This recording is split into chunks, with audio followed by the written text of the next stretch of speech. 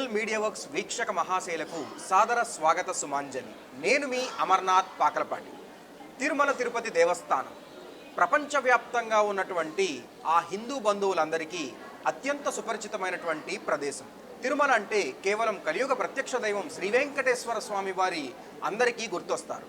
దానితో పాటుగా ఎప్పుడూ 90 సంవత్సరాల క్రితమే స్థాపించినటువంటి ఈ తిరుమల తిరుపతి దేవస్థానం కార్యనిర్వహణాధికారి అయినటువంటి శ్రీమాన్ పివిఆర్కే ప్రసాద్ గారు 40 సంవత్సరాల క్రితం దేశ ఆద్యంతం ధర్మ ప్రచారం చేయాలనే ఒక సదుద్దేశంతో అన్నమాచార్య ప్రాజెక్ట్, దాస Sahitya project, Prabandha Alvar project, Tarigonda Vengamamba project లాంటి అనేకమైనటువంటి ప్రాజెక్టులను స్థాపించారు.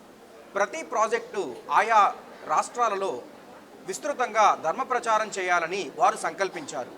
ఈ నేపథ్యంలో తిరుమల తిరుపతి దేవస్థానం దాస సాహిత్య ప్రాజెక్ట్ విశేషాధికారి శ్రీమాన్ పగడాల ఆనంద తీర్థాచార్యుల వారు మనతో ఉన్నారు. వారిని అడిగి దాస సాహిత్య ప్రాజెక్ట్ అంటే ఏమిటి, దాని ఇతివృత్తాంతం గురించి వారి మాటల్లోనే తెలుసుకుందాం రండి. నమస్కారం గురువుగారు. శుభమస్తు. గురువుగారు, ముందుగా మీ యొక్క అమూల్యమైనటువంటి సమయాన్ని మాకు కేటాయించినందుకు మీకు ప్రత్యేకమైనటువంటి ధన్యవాదాలు. గురువుగారు, అసలు దాస సాహిత్య ప్రాజెక్ట్ అంటే ఏమిటి, దాని నేపథ్యం గురించి వివరించండి. శ్రీ వెంకటేశ పరబ్రహ్మణే నమః. తిరుమల తిరుపతి దేవస్థానములు ధర్మ ప్రచారానికి ఒక కేంద్ర బిందువు. అది బహుముఖములుగా ధర్మ ప్రచారాన్ని సాగించే ఏకైక బృహత్ సంస్థ తిరుమల తిరుపతి దేవస్థానం. శ్రీవారికి వచ్చినటువంటి ఆదాయములో కొంత భాగం, సర్టన్ పర్సెంట్ ధర్మ ప్రచారానికి చేయాలని చెప్పేసి అది ఎండోమెంట్ యాక్ట్ కింద కూడా ఉన్నది. బహు సంవత్సరాలుగా, అనేక దశాబ్దాలుగా ఇది వస్తూ ఉన్నది. ప్రారంభ సమయం నుంచి కూడా, ఎప్పుడు టీటీడీ ఫార్మేషన్ అయిందో అప్పటి నుంచి కూడా ఈ ధర్మ ప్రచారం సాగుతూ ఉంది. కాకపోతే శ్రీయుతులు పివిఆర్కే ప్రసాద్ వారు శ్రీకార్య నిర్వహణాధికారిగా వచ్చినప్పుడు అంత రూపురేఖలు మారిపోయింది. ధర్మ ప్రచారానికి విశేషంగా ప్రోత్సాహం ఇచ్చారు ఆయన. ఇందాక మీరు చెప్పినట్టుగా అన్నమాచార్య, తరిగొండ వెంగమాంబ, ఆళ్వార్ దివ్య ప్రబంధ ప్రాజెక్ట్, నాలాయర్ దివ్య ప్రబంధ ప్రాజెక్ట్, దాస సాహిత్య ప్రాజెక్ట్, తరిగొండ వెంగమాంబ ఇత్యాది అనేక ప్రాజెక్టులంతా కూడా ఒక రూపాన్ని తీసుకొచ్చి ధర్మ ప్రచారంలో అన్ని ప్రాజెక్టులు ముందుకు సాగుతూ వస్తుంది. దాస సాహిత్య ప్రాజెక్ట్ పాత్ర ప్రాచీన కర్ణాటక వాగ్గేయకారులు, వారిని హరిదాస వర్యులు అంటారు. అందులో కేంద్ర బిందు పురంధరదాసుడు. ఒక్క వ్యక్తి 4,75,000 కీర్తనలు రచించారు. వారికంటే మునుపుగా శ్రీపాదరాజుల వారు, నరహరి తీర్థులు, శ్రీపాదరాజులు అంటే అన్నమాచార్యులు తమ ఆ సంకీర్తన చేయుటకు ఒక ఇన్స్పిరేషన్ శ్రీపాదరాజుల వారి నుంచి వచ్చింది. వ్యాసరాజయతీశ్వరులు, పురంధరదాసులు, విజయదాసులు, గోపాలదాసులు వంటి ప్రభృతులు వారు చాలా చాలా అద్భుతంగా చేశారు. ఆ సంకీర్తన అంతా వ్యర్థమైపోతుంది.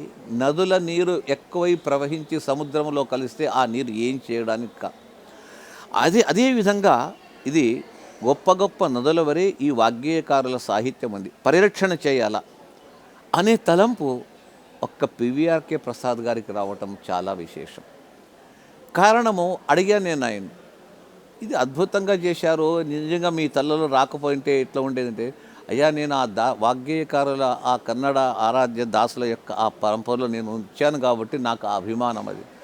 అయితే అది అభిమానమే కాదు, అయిందు అన్నమాచార్య ప్రాజెక్టు, నాలాయర్ దివ్య ప్రజెంట్ ప్రాజెక్టు, ఆళ్వార్ ప్రాజెక్టులు, ప్రతి భాష, ఇప్పుడు రామానుజాచార్యుల సిద్ధాంతం అంతా కూడా ఆళ్వార్ ప్రాజెక్ట్, మధ్వాచార్యుల సిద్ధాంతం దాస సాహిత్య ప్రాజెక్ట్, శ్రీ వైష్ణవ ఆ సిద్ధాంతం అంతా కూడా అన్నమాచార్య ప్రాజెక్ట్, వైష్ణవ సిద్ధాంతం.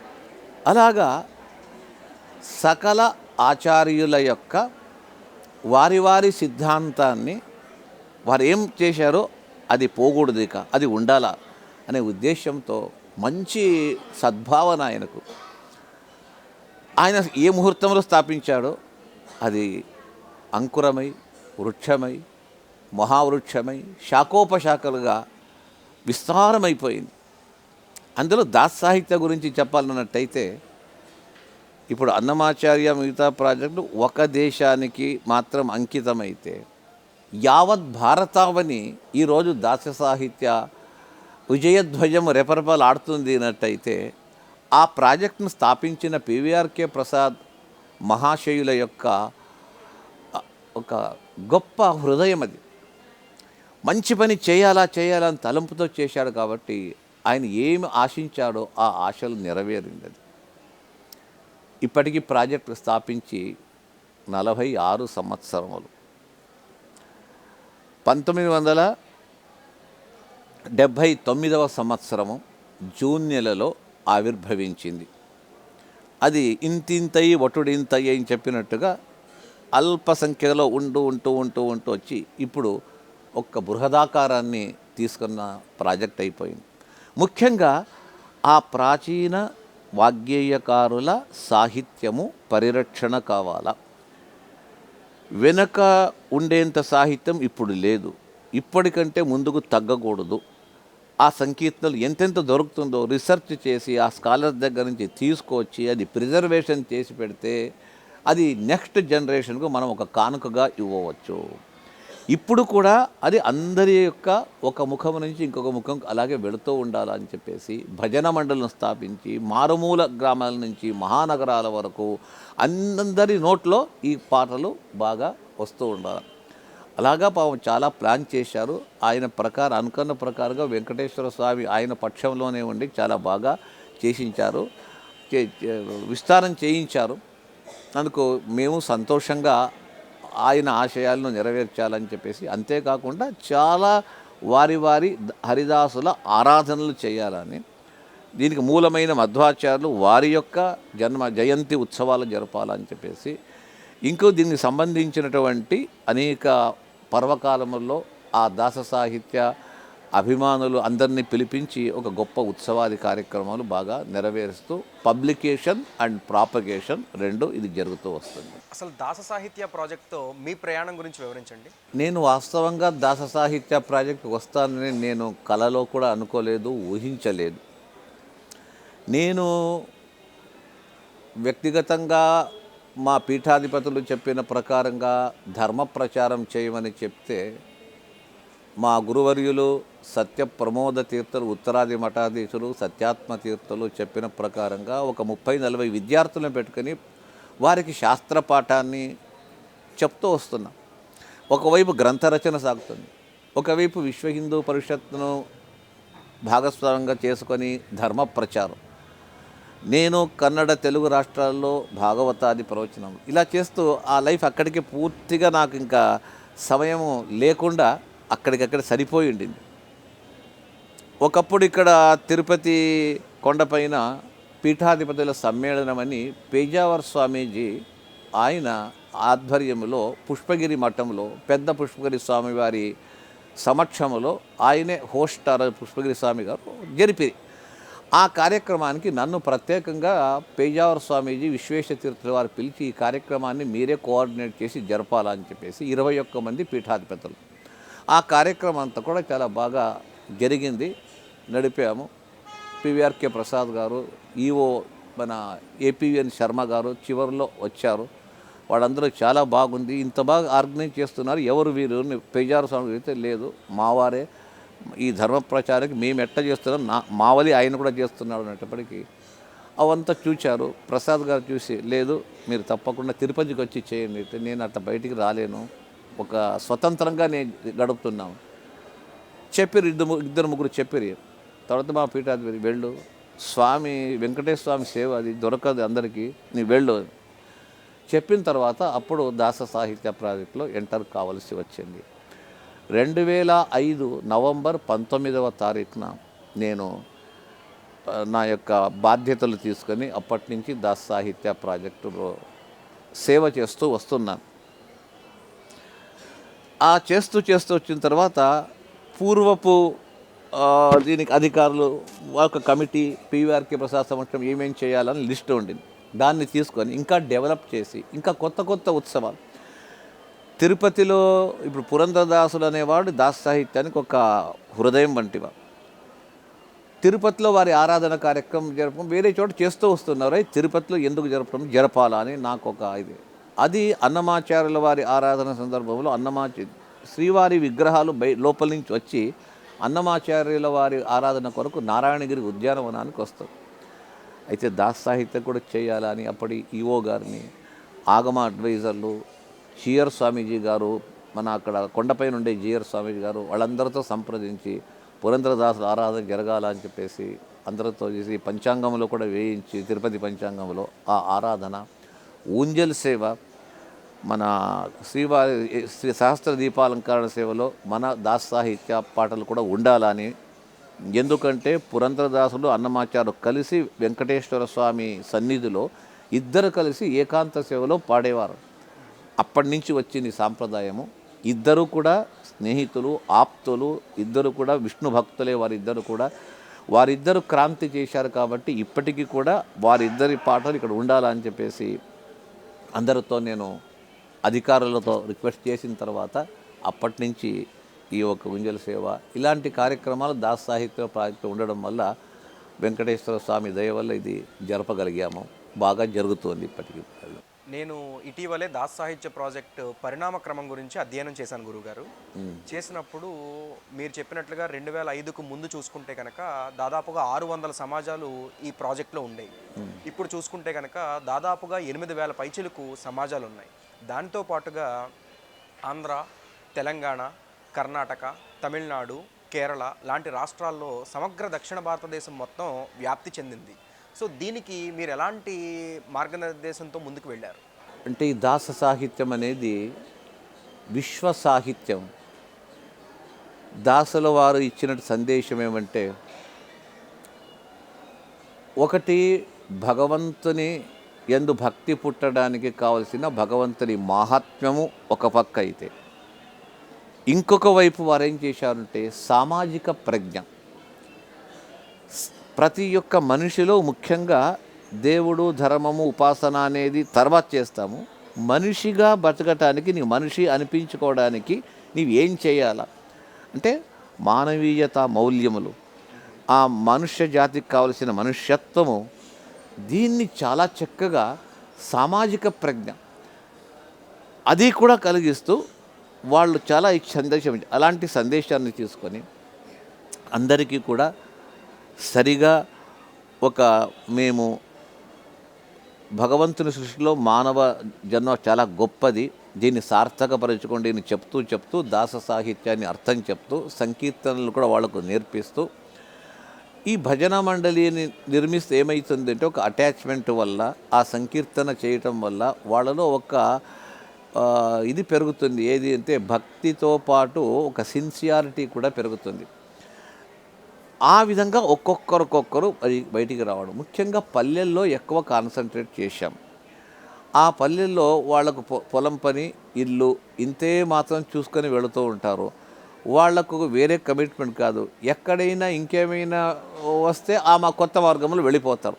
అలా వెళ్ళకుండా మనము పవిత్రమైన హిందూ దేశంలో ఉన్నాము, మనకందరికీ గురువులు భగవంతుడు ఉన్నాడు, ఆ మార్గానికి రండి అని చెప్పేసి పిలిచి వెళ్ళడానికి పల్లెల్లో ఇలాంటి భజనా మండళ్ళు స్థాపించడము. అలాగే క్రమక్రమంగా పోయి ఇప్పుడు 8,000కు పైగా భజనా మండళ్ళంతా కూడా దక్షిణ భారతదేశంలో దాదాపు 8,000 పైగా ఇప్పుడు భజనా మండళ్ళు నిర్మాణమైంది.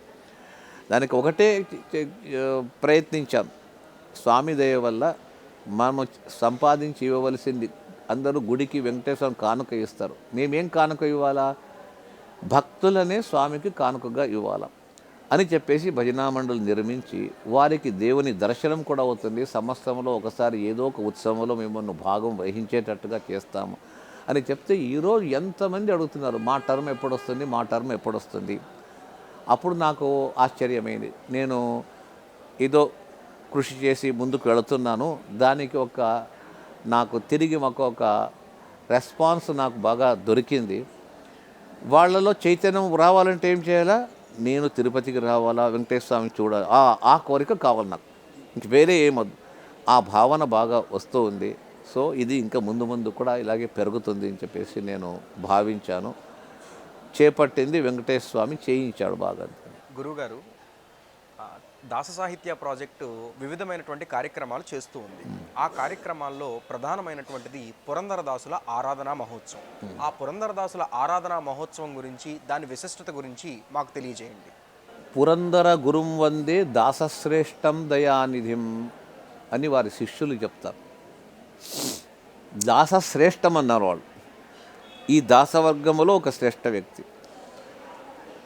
వాళ్ళ శిష్యులైన విజయదాసులు, శిష్యులు అంటే నేరు శిష్యులుగా, వారికి వీరికి 200 సంవత్సరాలు వ్యత్యాసం ఉంది. వారు చెప్తారు, నారదాంశ సంభూతులు. సాక్షాత్ నారదుడే కలియుగములో ధర్మ ప్రచారము కొరకు కలియుగ జనులకు ఒక ఉపాసనా మార్గాన్ని చూపించడానికి ఈ మేధావంతులైన వీరు రావాల్సి ఉంది. భాగవతములో కూడా సూచనంగా చెప్పారు, కలియుగములో దేవుని పూజ అంటే నామ సంకీర్తనము, అదే ఒక యజ్ఞము. ఆ యజ్ఞం చేయించడానికి మేధావంతులైనటువంటి వారు, గొప్పవారు పైలోకము నుంచి వచ్చి వెళతారు, దాన్ని స్థాపిస్తారు అన్నారు. భాగవత సుమేధస యజంతి యజ్ఞై సంకీర్తనప్రాయై యజంతి సుమేధస అన్నారు.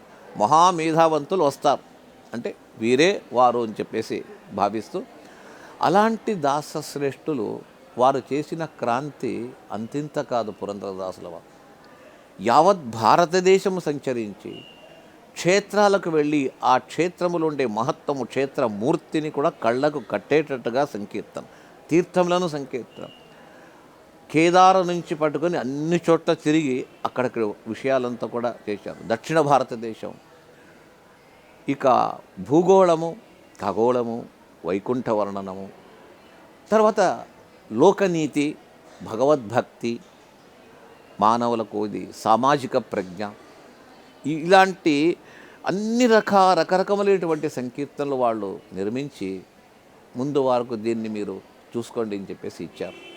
ఇంత విశిష్ట సేవ చేసిన వ్యక్తి ఈ పరంపరలో ఇదొక నంబర్ 1 వ్యక్తి, గొప్ప వ్యక్తి.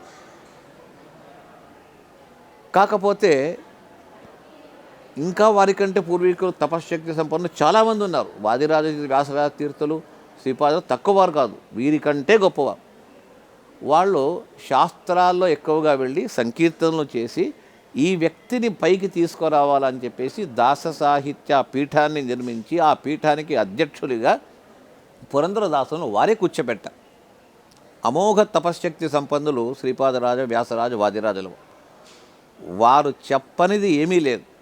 అంటే ఇతనికి ఇంకా కీర్తి రావాలని పురంధరదాసులను పైకి తీసుకొచ్చి వారి ద్వారా చేయించాం, చాలా చక్కగా చేయించాం. ఇంత గొప్ప క్రాంతి చేసినటువంటి వ్యక్తి ఆల్రెడీ తమిళనాడులో చూడండి పురంధరదాసులు అంటే గౌరవం, మహారాష్ట్రలో వారంటే గౌరవం, కర్ణాటకలో సరే, ఆంధ్రప్రదేశ్లో ఆయన పేరు తెలియని వారు ఎవరూ లేరు. అలాంటి వారి ఆరాధన జగద్విఖ్యాతంగా చేయాలని నాకు ఆలోచన వచ్చింది.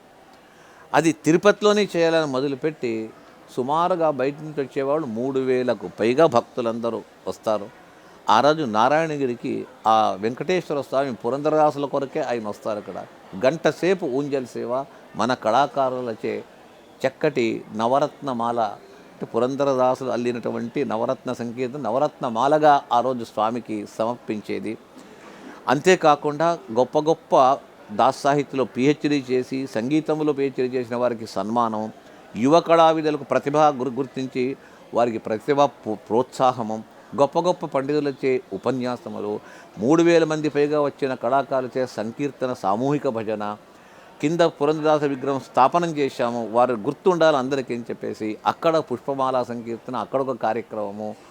అది ఒక్క తిరుపతే కాక తిరుపతి, తిరుమల, హంపి ఆయన ముఖ్య స్థలం, చివరి కాలం అక్కడే ఉండి సిద్ధి పొందారు. ఆ హంపి, ఉడిపి ఆయన ఒక క్షేత్రము, రాయచూరు సకల దాసవర్యులకు నిలయం.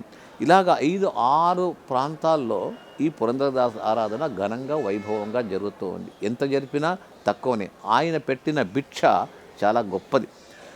అలాంటి వారికి మనము విశేషంగా ఆరాధనలు, ఆ రోజు అనుకోకుండా 1000 పైన సంకీర్తనలు స్వామికి ఆయన రచించిన దాన్ని స్వామికి సమర్పించే ఒక భాగ్యము దొరుకుతుందనే ఉద్దేశం చేత ఆయన ఆరాధనను తిరుమలలోనే స్వామి సన్నిధిలోనే ఇది జరిపే ఒక అవకాశము భగవంతుడు కల్పించాడు. ప్రతి శ్రీకార్య నిర్వహణాదులు దీనికి బాగా ప్రోత్సాహం ఇస్తున్నారు కాబట్టి దేదీప్యమానంగా జరుగుతుంది. గురువుగారు పురంధరదాసుల యొక్క విశిష్టత గురించి చెప్పారు.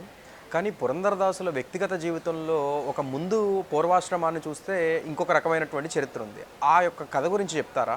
ఒక మహానుభావులు ఎవరైనా భూమిలో అవతరిస్తే ఈ భూ సంపర్కము చేత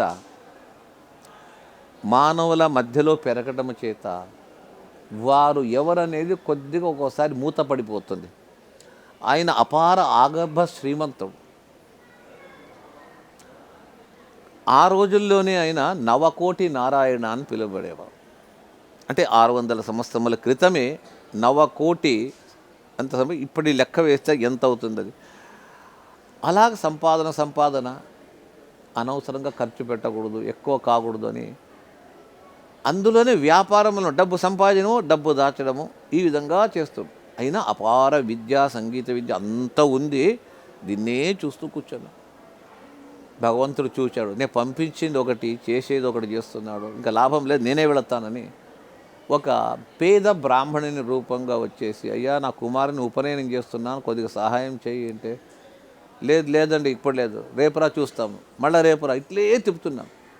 ఏమన్నా ఇవ్వండి అయ్యా, ఇదొకటి ఇచ్చి పంపండి అంటే డబ్బు చూసుకోవడం, లాక్ చేయడం, వెళ్ళిపోవడం. ఒకరోజు ఇంటికి వెళతాడు ఆ బ్రాహ్మణుడు.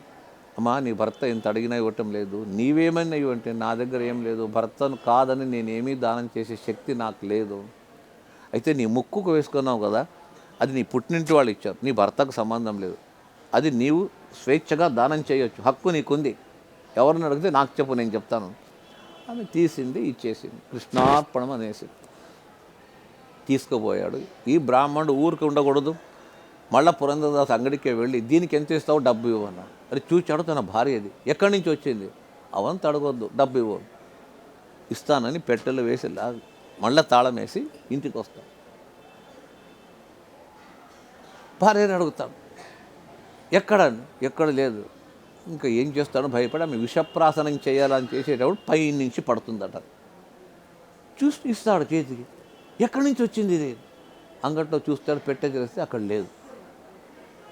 ఎక్కడ బ్రాహ్మణుడు ఉంటే లేదు, మాయమైపోయాడు. అప్పుడు తెలిసింది ఇది ఎవరో కాదు, భగవంతుడే వచ్చాడు. నా యొక్క ఈ వ్యాపారము ఇది చూసి నేను చేయవలసిన కర్తవ్య కర్మ చేయలేదని ఏడుస్తూ వెతికాడు, అగుపేయలేదు. భార్య దగ్గర వచ్చాడు, నీవే ధన్యురాలు, ఆయనతో మాట్లాడావు, ఆయనకు దానం చేశావు, అంతకంటే నీకేం కావాలా, నీవు నిజంగా నాకు భగవంతుని చూపినటువంటి గురువు నీవు అని చెప్పేసి భార్యను అభినందించి ఆ రోజు నుంచి తాను సంపాదించిన కోట్ల ఆస్తిని 4 భాగాలు చేసి దేవాలయ నిర్మాణాలు, ధర్మకార్యాల కొరకు, పేద విద్యార్థులు వారి చదువు కొరకు, సామాజికంగా ప్రజలకు ఉపకారం కొరకు అని 4 భాగాలు చేసేసి తాను చేతిలో ఒక్క నయా పైస కూడా ఉంచుకోకుండా కట్టుగుడ్డల చేత భార్యను పెట్టుకొని ఆ ఇల్లంతా దానం చేసేసి అక్కడి నుంచి బయలుదేరతాం. హంపి విజయనగర సామ్రాజ్యం యొక్క రాజధాని, కృష్ణదేవరాయల కాలము. వ్యాసరాజ యతీశ్వరులు అక్కడ రాజగురువుగా ఉన్నారు. వెళ్ళి వాళ్ళ దగ్గర సాష్టాంగ నమస్కారం వేశారు. శిష్యస్తేహం షాదిమాం త్వాం ప్రపన్న, నీ శిష్యునిగా వచ్చాను, అనుగ్రహించండి. వ్యాసరాజులు చూశారు, ఇనుము బాగా కాలినప్పుడే వంచాల అని పెట్టి పిలిచి ఆయనకు ఉపదేశం చేసి, నీవు అదంతా గతం మర్చిపో, నీ వల్ల కావలసిన పనులు చాలా ఉంది, నీవు మహాజ్ఞానివి, గొప్ప వ్యక్తివి, నీ యొక్క ఆ సంపద, బౌద్ధిక సంపద చాలా గొప్పది, అది అందరికీ దానం చేయాలి అని తలపైన చేయి పెట్టి అతన్ని ఆశీర్వదించి అక్షింతలిచ్చి ప్రారంభించుకొని దాస సాహిత్యాన్ని విస్తృతంగా చేయని చెప్పేసి మీకు కావలసిన తన సంకీర్తన తాము చేసింది కూడా వ్యాసరాజు వారు అంతా ఇచ్చి ఈ మార్గంలో వెళ్ళాలంటే గురువు అనుగ్రహం అయితే ఏమైనా వచ్చేస్తుంది. ఆ గురువులను ఆశ్రయించాల. నేరుగా భగవంతుడు ఏమీ చేయలేడు, గురుద్వారా వస్తేనే అప్యచ్యుతో గురుద్వారా ప్రసాదకృతహం స్థితి. నేను స్వయంగా సమర్థుడైనా కూడా త్రూ ప్రాపర్ ఛానల్ గురువుల ద్వారా వచ్చిన వాళ్ళకే నేను చేస్తాను. ఆయన ఆశువుగా ఆ రోజు చెప్పడానికి పోతున్నాడు, నోటి నుంచి వచ్చేస్తుంది ఎన్ని సంకీర్తనలు వచ్చేస్తుంది. వ్యాసరాజు చూశారు, దాటింది సంకీర్తన ఇట్లే పోతుంది, గంగా ప్రవాహం వలె వస్తుంది. ఆ సంకీర్తనలంతా రాయించి పెట్టి ఒక పుస్తకం వలె రాయించి దాన్ని ఒక జల్తారి బట్టలో కట్టి ఏనుగు పైన అంబారి వేసి పెట్టి దాన్నంతా హంపీ నగరం అంతా కూడా ప్రదక్షిణం వేయించి దానికి ఒక అవార్డు ఇచ్చారు. పురందర ఉపనిషత్ అని చెప్పేసి దీని పేరు. ఉపనిషత్ అంటే వేదములు, వేద ఉపనిషత్తులు. అది అపౌరుషేయం అంటే ఎవరు రచించనిది. పురాణములు రచించారు, భారతం రచించారు, కానీ వేదాలు ఎవరు రచించలేదు. తనంతట తాను ఉద్భవించింది. సృష్టి ఆరంభములో ఆ వేదములు ఉద్భవించింది. ఆవిగా అపౌరుషేయమైనటువంటి ఆ వేదములకే ఉపనిషత్తు, సంహిత అని ఈ విధంగా పేర్లు ఉంటుంది. ఈ ఒక మనిషి రాసిన దానికి ఉపనిషత్తు అనే పేరు ఎట్లా పెడతారు అని ఆక్షేపణం చేసి ఒకటే ఉత్తరం ఇచ్చారు. పురంధరదాసులు కూర్చొని ఏసీ రూమ్లోనో అక్కడో తోటలో ఉద్యానవనంలో కూర్చొని మూడ్ వచ్చినప్పుడు రాసింది కాదని, భగవద్ ధ్యానం చేస్తూ అప్పటికప్పుడు ఏమొచ్చిందో అది తమ యొక్క బుద్ధి సాగరం నుంచి బయటికి వచ్చింది. ఆ విధంగా ఉంది కాబట్టి వేదముల వలె అది కూడా అతని యొక్క తల నుంచి ఉద్భవించింది అనే ఉద్దేశంతో పురంధర ఉపనిషత్ అని పేరు పెట్టి ఆ నగములో ఖ్యాతి పొందించారు దాన్ని. అది క్రమంగా వస్తూ ఉన్నది. అలాంటి వారి సాహిత్యాన్ని మన దాస్ సాహిత్య ప్రాజెక్టు రక్షిస్తుంది. అప్పుడు పురంధరదాసుల యొక్క మహిమ ఆసేతు హిమాచలం వ్యాపించి ఉండేది. గురువుగారు, ఈ పురంధరదాసుల ఆరాధనోత్సవం తర్వాత అత్యంత ప్రతిష్టాత్మకంగా దాస్ సాహిత్య ప్రాజెక్ట్ చేపట్టేటువంటి కార్యక్రమాల్లో ముఖ్యమైనది గురువందనం. ద్వారకా తిరుమల క్షేత్రం కావచ్చు, మంత్రాలయం కావచ్చు, లేకపోతే ఉడిపి క్షేత్రం కావచ్చు, ఇటువంటి క్షేత్రాల్లో గురువందనాన్ని నిర్వహించి ఆషాఢ శుద్ధ పౌర్ణమి రోజున ఈ కార్యక్రమాన్ని నిర్వహించి గురువులకు వందనాలు అర్పిస్తున్నారు. ఈ నేపథ్యం గురించి వివరించండి. మన భారతీయ సాంప్రదాయంలో భగవంతుడు ఎంత ముఖ్యమో గురువు అంత ముఖ్యమే. యద్గురు సుప్రసన్నస్సన్ అంటారు. ఏ గురువు ప్రసన్న మనస్కుడై అతనికి ఒక ఆశీర్వాదం ఉపదేశం చేస్తే తప్పకుండా ఫలిస్తుంది. అలాంటి గురువులను స్మరించే దినము 365 రోజులు చేయాల్సిందే. కాకపోతే వ్యాస పౌర్ణిమ అని ఆషాఢమాసం పౌర్ణిమకు పేరు. వ్యాసుల వారంటే జగద్గురువులు. అలాంటి వ్యాస పౌర్ణిమ రోజు గురువులను పురస్కరించుకొని ఆ రోజు వారికి విశేషంగా వందన పూజలు జరిపేది అన్నారు. ఆ గురువనుగ్రహాన్ని పొందాలన్నట్టయితే వారిని విశేషంగా మనం కొనియాడాలని చెప్పేసి. గురువు అనుగ్రహం లేదనుకోండి, అప్పుడు ఏమవుతుంది అన్నట్టయితే వాడు జీవనంలో ఏది సాధించాలనుకుంటాడో సాధించలేడు. ఒక శాస్త్రపు మాట ఉంది, హరిరుష్టే గురుస్త్రాత గురురుష్టే నకశ్చన. శ్రీహరి భగవంతుడు కోప్పడితే కూడా గురువులు చేతి పట్టుకెళ్ళి, స్వామి నీ భక్తుడు, నా శిష్యుడు తప్పు చేశాడు, ఇంకా మీట తప్పు చేయకుండా నేను చూస్తాను, ఇతన్ని అనుగ్రహించు అంటే అప్పుడు సంతోషంతో ఆ శ్రీహరి స్వీకరిస్తాం. గురువే కోపపడి శపిస్తే భగవంతుడు వారిపై కళ్ళెత్తి చూడట.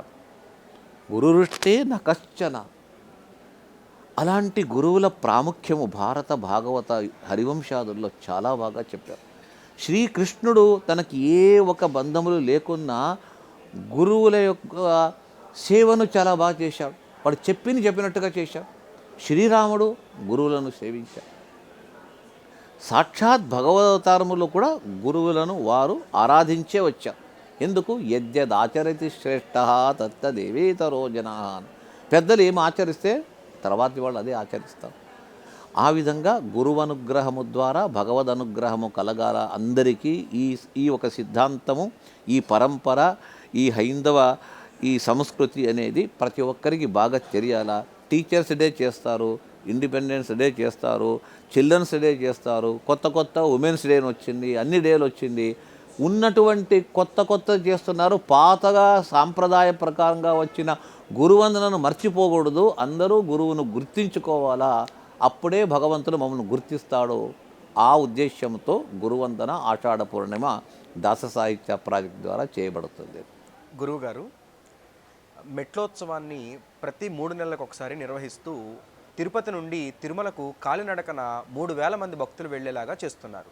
అసలు ఆ మెట్లనుకి ఉత్సవాలు ఎందుకు చేయాలి? ఆ నేపథ్యం ఏమిటి? ప్రాచీన కాలంలో మన పురంధరదాస్ కాలమే పెట్టుకుంటాం.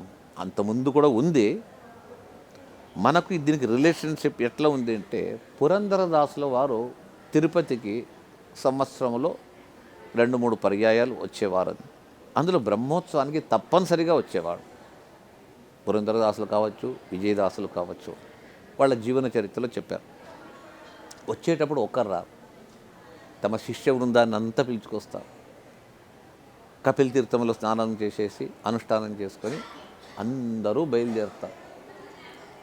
ఆ కాలంలో ఒక 200 మంది వచ్చేవాళ్ళు. వాడు వచ్చి బ్రాహ్మీ ముహూర్తంలోనే మెట్లకు పూజించి ప్రార్థించి ఆ కొండంతా స్వామి విగ్రహముగా, కింద భాగము పాదములుగా, ఆ పాదములను పూజించి, స్వామి నీ క్షేత్రము, ఈ క్షేత్రము, ఈ కొండంతా నీ యొక్క శరీరము, నేను కాళ్ళు ఉంచి నడవాలంటే మహాపాపము, అయితే తప్పనిసరిగా నీ దర్శనానికి కాళ్ళతో నడుచుకుంటే రావాలా, నన్ను అనుగ్రహించి నీ దర్శనాన్ని నాకు ఇప్పించు అని ఒక శ్లోకం ఉంది.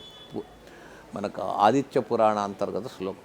ఆ శ్లోకాన్ని పఠించి ప్రార్థించి పూజలు చేసి అందరూ కలిసి ఈ సప్తగిరి ఆ స్వామి వెంకటేశ్వర స్వామి పైన పెద్దవారు వారికంటే పూర్వీకులు ఏం చేశారు, వీరు రచించిన ఆ సంకీర్తనలంతా పాడుతూ కాళ్లకు గజ్జెలు చేతిలో చితకలు పెట్టుకొని తలకు ఆ కాషాయ వస్త్రాన్ని, దాస దీక్షా వస్త్రాన్ని కట్టుకొని మైమరచి వారందరూ కూడా సంకీర్తన చేస్తూ చేస్తూ స్వామిని సందర్శించుకున్నారు.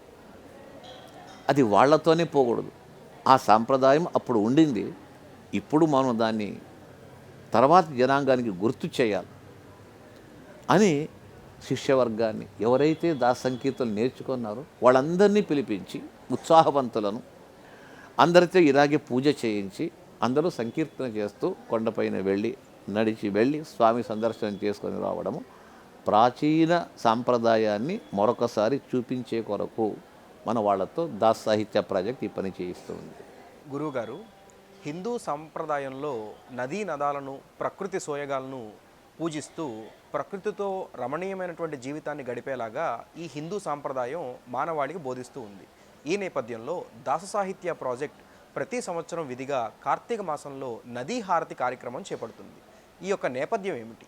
ప్రపంచములో స్వాభావికంగా పరోపకార ప్రాణులని కొన్ని ఉంది. పరోపకారాయ ఫలంతి వృక్షాః, పరోపకారాయ దుహంతి గావః.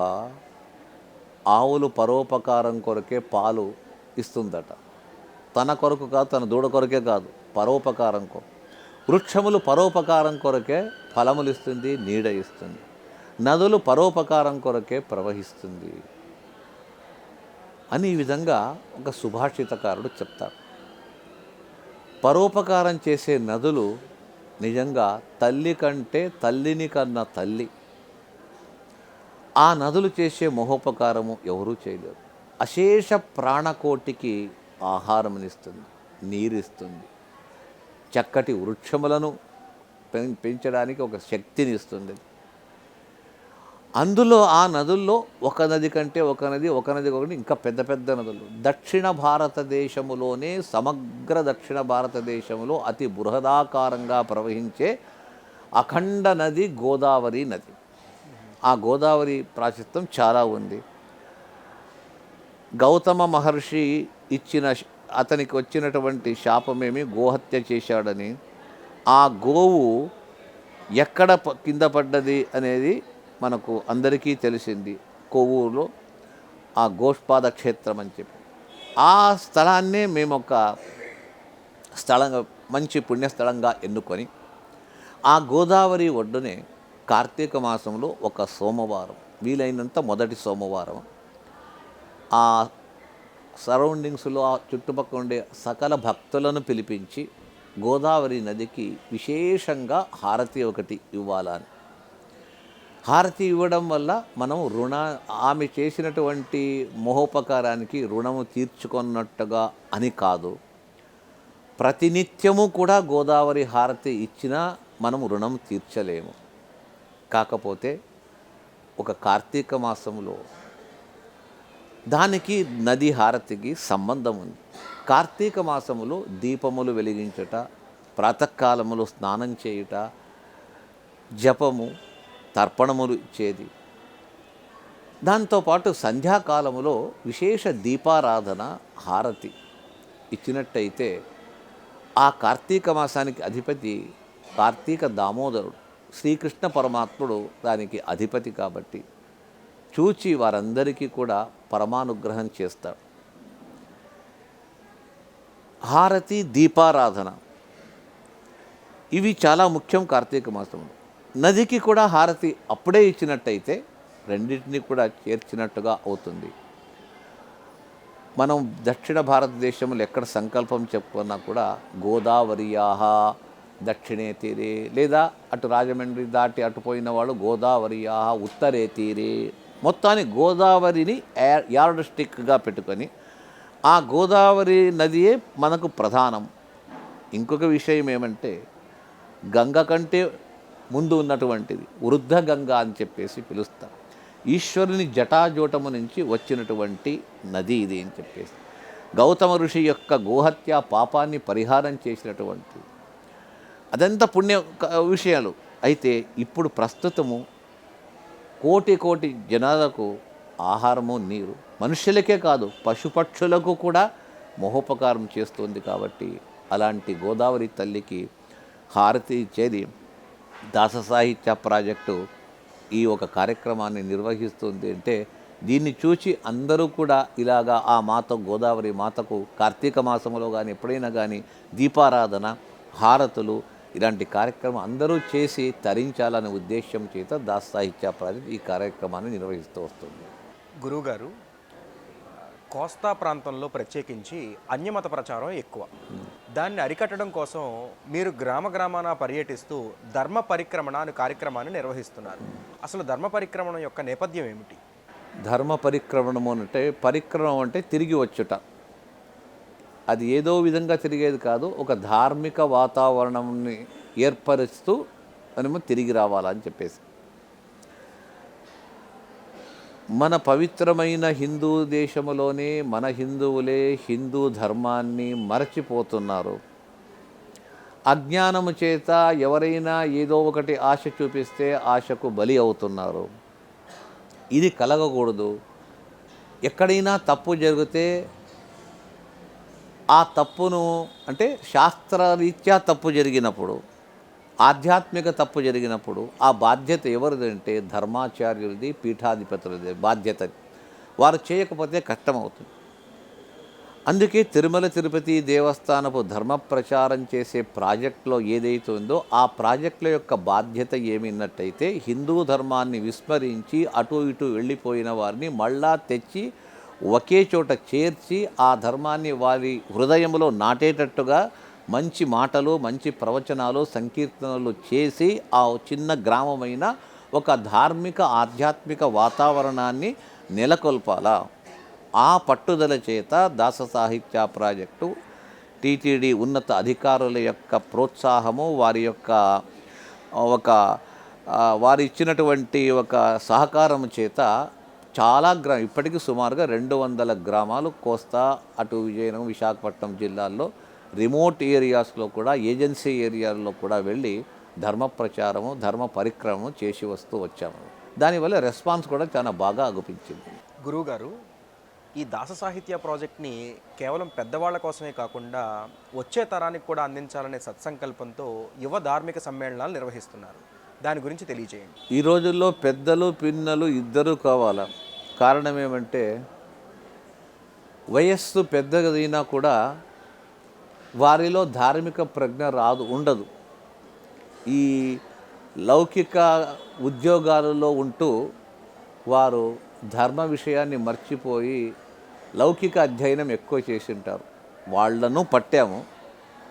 దాంతోపాటు యువజనాంగాన్ని తీసుకుంటే రేపు ఇంకొక 50 సంవత్సరాల వరకు ధర్మానికి లోపం ఉండదనే ఉద్దేశము చేత పెద్దలతో పాటు యువతీ యువకులను వారిని కూడా చేర్చి బాలబాలికల మెట్లోత్సవం అని ఇదివరకు చేశాం. ఒక 12-13 సంవత్సరాల నుంచి 18 సంవత్సరాల వరకు. ఇంతేకాదు ఇంకేదైనా బౌద్ధికంగా కూడా వాళ్ళకు ఒక మంచి శిక్షణ ఇప్పించాలని చెప్పేసి 15 నుంచి 25 సంవత్సరముల వయస్సులో ఉన్న యువతీ యువకులు వారు బాగా చదువుకొని ఉంటారు, మంచి చదువు బాగా ఉంటారు, అంత బాగుంటుంది. అయితే ధార్మిక విషయంలో వారికి జీరో నాలెడ్జ్. అటువంటి వారికి కూడా ఒక యువ ధార్మిక శిక్షణ శిబిరములు అని చెప్పేసి, యూత్ ఫెస్టివల్ అని చెప్పేసి పిల్లలను పిలిపించి ఆ పిల్లలకు ఏదైనా ఒక భక్తి మార్గము, ఒక ధర్మ మార్గము చూపించాలని దాని కొరకు తిరుమలలో చేశాము. కోవూరు, విశాఖపట్నము మునగు ప్రాంతంలో బాగా చేస్తూ వచ్చాము. చాలా బాగా రెస్పాన్స్ ఉన్నది. విశాఖపట్నం వంటి సిటీల్లో కూడా యువతీ యువకులు పిలిచిన వెంటనే ఒక 1400 మంది, 1400 మంది ఒకరోజు చేరడము, ఒక 6 అవర్స్ వారికి అక్కడే మంచి ఓరియంటేషన్ కోర్సు ఇవ్వడము, వాళ్ళతే సరస్వతి పూజ చేయించడము, ఒక్కొక్కరు కూడా ప్రత్యేకంగా సరస్వతి పూజలు చేశారు. ఇలాగా కార్యక్రమాలు బాగా అటెండ్ అవుతున్నారు, అందరూ కూడా అందులో హాజరవుతున్నారు. అయితే మేము ఇంకా కృషి చేస్తే ఇంకా ఎక్కువ యువతీ యువకులు దగ్గర రావడానికి, వారు ఈ ధర్మ మార్గంలో రావడానికి కూడా అవకాశాలు చాలా ఉంది. గురువుగారు, పురంధరదాసులే కాకుండా విజయదాసులు, గోపాలదాసులు, జగన్నాథదాసులు వంటి అనేక మంది దాసవరేణ్యుల ఆరాధనా మహోత్సవాలు కూడా చేస్తుంటారు. ఆ నేపథ్యం గురించి వివరించండి. దాస సాహిత్యానికి ఒక అధ్యక్ష పీఠములో వ్యాసరాజులు పురంధరదాసులు కూర్చోబెడితే వాళ్ళు దానికి తగినటువంటి మంచి స్పందననిచ్చారు, చాలా బాగా చేశారు. పురంధరదాసుల వారు నిర్మించినటువంటి ఆ సామ్రాజ్యాన్ని విస్తరింప చేయడానికి వారి ఆశయాలు ఏముందో దాన్ని అర్థం చేసుకొని తదనంతరం వారు, ఉదాహరణకు విజయదాసుల వారు ఒక యోగి వర్ణులైన వీళ్ళందరూ ఒకటేమంటే కర్ణాటక హరిదాసులో కేవలం వీరు వాగ్గేయకారులు మాత్రము కాదు, శాపానుగ్రహ శక్తి సంపన్నులు. ఆ మహానుభావులు మాట్లాడితే ఋషీణాం పునరాద్యానాం వాచం అర్థోనుధావతి అని చెప్పేసి మహానుభావులు మాట్లాడితే ఆ మాటతో పాటు అర్థం కూడా పరిగెత్తుతూ వస్తుందట. అలాంటి ఋషివారు భృగు ఋషి యొక్క అవతారం అని చెప్పేసి విజయదాసులను చరిత్ర చెప్తోంది. అలాంటి విజయదాసుల వారి యొక్క రచన ఒక అద్భుతం. వారిని ప్రత్యేకంగా ఎందుకు చూస్తున్నామంటే, పురంధరదాసులకు 4 కుమారులు. చివరి కుమారుని పేరు మధ్వపతి. ఆ మధ్వపతిని చాలా తండ్రికి చివరి కాలం దగ్గరుండి అంత సేవ చేసేవారు. మధ్వపతిని ఒకరోజు పిలిచి, మధ్వపతి, నేను 5 లక్షలు సంకీర్తన చేయాలనుకున్నాను, 4,75,000 చేసి నేను వెళ్ళిపోవాల్సి వచ్చింది. ఆ 25,000 నీవు పూరించాలా? తండ్రి, నాకంత శక్తి లేదు, నేను చేయలేనేమో. చేస్తావు, అయితే ఈ జన్మలో చేయవు, వచ్చే జన్మలో చేస్తావు అని ఆశీర్వదించు. ఆ మధ్వపతి అనే 4వ కుమారుడే విజయదాసులుగా అవతరించారు అని చెప్పేసి శాస్త్రప్రతి. వారు తండ్రి చెప్పినటువంటి 25,000 సంకీర్తనలు చేసి వారు భగవంతునికి సమర్పించారు. అందుకే విజయదాసులకు అంకితం ఇవ్వాల్సి వచ్చినప్పుడు కాశీకి వెళితే స్వప్నములో పురంధరదాస రూపముతో వేదవ్యాస మహర్షి పురంధరాస రూపంగా వచ్చేసి అతను చేయి పట్టుకొని గంగా నది పైన నడిపించుకుంటూ తీసుకెళ్తారు. నదిపైన కాళ్ళు పెట్టిన కాళ్ళు తడి కాదు. అక్కడ వ్యాసకాశి నుండి అక్కడ వెళ్ళి వేదవ్యాస దగ్గర కూర్చోపెట్టి తంబూరి చేతి ఇచ్చారు. ఆ తంబూరి చేతికి తీసుకొని నాలుక పైన విజయ విఠల అని అంకితం రాసి వెళ్ళు ఉంటారు. అట్లా కూర్చున్నారు. ఉన్నట్టుండిగా నగారి భేరి శబ్దం ఏమంటే కాశీ విశ్వనాథుని దేవస్థానంలో ఉదయకాలంలో పూజలు జరుగుతుంది. మెలకువైపోయింది. అయ్యో స్వప్నం ఇది, ఇదేమిది, పురంధరదాసు వచ్చారు, ఈ విధంగా వ్యాసకాశి పోయి వచ్చాను అంటే చేతిలో చూస్తే తంబూరి ఉంది. ఒక గోపాల పాత్ర, భిక్షా పాత్ర ఒకటి, తాళము, ఆ తంబూరి. అప్పటికప్పుడు తెలియకుండా పాటలు వచ్చేసింది. చెప్తూ ఉన్నారు. కాశీ మహారాజుకు స్వప్నం, ఒక మహానుభావుడు వస్తే చలిలో పడుకుంటున్నాడు, 1 సంవత్సరం పైన అయింది, బుద్ధి ఉందా, నీవు అతను ఎందుకు పట్టించుకోలేదు అంటే పరిగెత్తుకుంటూ వచ్చి అతను తీసుకెళ్ళి ఒక చోటు, నాకు ఎక్కడ రాజాశ్రయం ఉండి ఇక్కడే ఉంటాను, మీకు ఏమైనా ఇబ్బంది ఉంటే చెప్పండి, నేను చేస్తాను. అందరికీ ఆశీర్వాదం, ఊర్లో ఆ మహిమ తెలిసిపోవడము. అలాగొచ్చేసి అద్భుత సంకీర్తనలు చేసినటువంటి ఒక మహనీయులు విజయదాసుల వారు. వారి ఆరాధన కూడా విశేషంగా తిరుపతిలో, తిరుమలలో జరుపుతూ వస్తున్నాం. అలాగే గోపాలదాసుల వారు అని చెప్పేసి గణపతి అంశతో పుట్టినటువంటి వారు, జగన్నాథదాసవర్యులు అని చెప్పేసి వారు కూడా మహనీయులు, గొప్ప మహనీయులు. హరికథామృత అనే గొప్ప గ్రంథాన్ని రచించినటువంటి వారు. అలాగా ఇంకా ఎందరో మహానుభావులందరూ ఉన్నారు. వారి ఆరాధనంతా కూడా తిరుపతి దేవస్థానము చేస్తూ వస్తుంది. గురువుగారు, తిరుమల తిరుపతి దేవస్థానం ఎంతో కష్టపడి ఎన్నో వ్యయ ప్రయాసాలను కూర్చి దాదాపుగా 3,000 మంది భక్తులను సుదూర తీరంలో ఉన్నటువంటి నైమిషారణ్య క్షేత్రానికి తీసుకువెళ్ళి అక్కడ భాగవత సప్తాహాన్ని అలాగే విశ్వశాంతి కోసం యజ్ఞయాగాదులను నిర్వహిస్తున్నారు. ఆ నేపథ్యం ఏమిటి? కరెక్ట్, చాలా బాగా అడిగావు. నైమిషారణ్యం అనే ఇది ఒక క్షేత్రం. మన కర్మభూమి భారతావనిలో టాప్ మోస్ట్ స్వయం వ్యక్త స్థలాలు 8 అంట. ఆద్యం విమానం రంగసంజ్ఞకం, శ్రీముష్ణం వెంకటాద్రించ, సాలగ్రామంచ నైమషం, తోతాద్రిం పుష్కరంచైవ, నరనారాయణాశ్రమం, అష్టౌమే మూర్తయస్సంతి స్వయం వ్యక్త మహీతలి. శ్రీరంగ క్షేత్రము, శ్రీముష్ణ క్షేత్రము, తోతాద్రి క్షేత్రము, వెంకటాద్రి తిరుపతి, నైమిషారణ్యము, ఈ విధంగా క్షేత్రాలు 8 క్షేత్రాలు ఉంది. అందులో ఇది ఒకటి నైమిషం. ఈ నైమిషారణ్య క్షేత్రము ఇది బ్రహ్మ యొక్క, విష్ణువు యొక్క ఒక విశేషమైన అనుగ్రహముచే నిర్మింపబడిన క్షేత్రం. ఇది కలియుగం వస్తుంది. కలియుగములో ఆ కలి బాధను తట్టుకోలేమని ఋషిమునులందరూ కూడా బ్రహ్మను ప్రార్థించగా వారు విష్ణువుని ప్రార్థించారు.